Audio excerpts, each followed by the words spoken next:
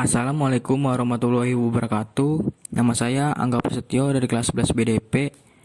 Pada kesempatan kali ini saya akan membahas materi tentang transaksi. Yang pertama, jenis-jenis transaksi berdasarkan ruang lingkup yang dibagi menjadi dua bagian. Yang pertama, transaksi internal, dan yang kedua, transaksi eksternal. Apa itu transaksi internal? Transaksi internal adalah suatu transaksi yang melibatkan hanya bagian-bagian yang terdapat di dalam perusahaan saja. Jadi lebih menekankan perubahan posisi keuangan yang terjadi antar bagian yang ada dalam perusahaan. Transaksi internal memiliki juga bukti yang disebut dengan bukti internal. Yang pertama, bukti kas masuk, yang kedua, bukti kas keluar, yang ketiga, bukti memorandum atau memo. Selanjutnya, apa itu transaksi eksternal?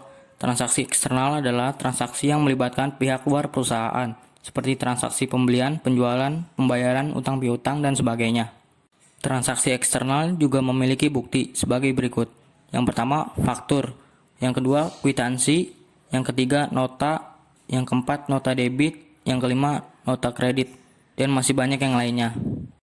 Di bagian selanjutnya, ada jenis-jenis transaksi berdasarkan bidang yang dipengaruhi, yang dibagi menjadi dua, yaitu yang pertama A. Transaksi modal, dan yang kedua B. Transaksi usaha.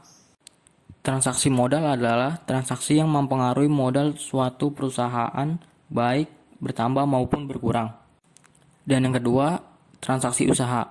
Transaksi usaha adalah transaksi yang berkaitan dengan kegiatan utama perusahaan.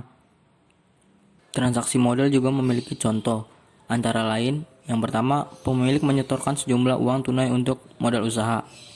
Yang kedua, pemilik mengambil sebagian modal untuk kepentingan pribadi.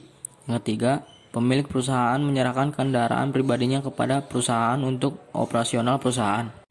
Selain itu, transaksi usaha juga memiliki contoh, di antara lain, yang pertama, pendapatan yang diperoleh perusahaan dari operasional. Yang kedua, penjualan barang dagangan baik tunai maupun kredit. Yang ketiga, pembelian bahan baku untuk produksi. Mungkin cukup sekian yang dapat saya sampaikan, kurang lebihnya mohon maaf. Wassalamualaikum warahmatullahi wabarakatuh.